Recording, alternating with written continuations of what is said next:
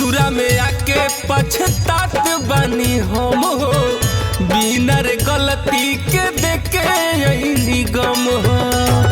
ए राजा सुनो, ससुरा में आके पछतात बानी हम हो, बिना रे गलती के देखे यही गम हो।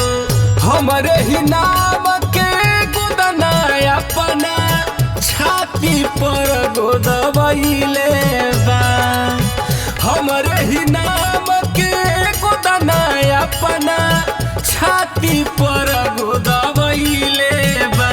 अरे जाए तो नैहरवा सैया कियरवा जहरवा खोइले बा। अरे जाए तो नैहरवा सैया ला भरवा जहरवा खोइले बा।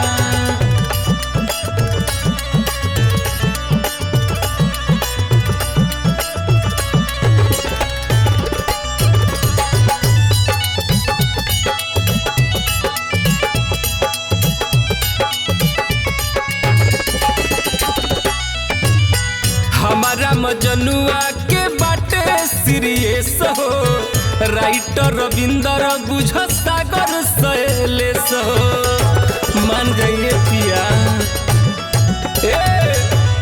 हमारा मजनुआ के बाटे सीरियस हो, राइटर रविंदर बुझ सागर शैलेश हो। हमारे ही टेंशन में पड़ के ऐसन कदम उठैले बा।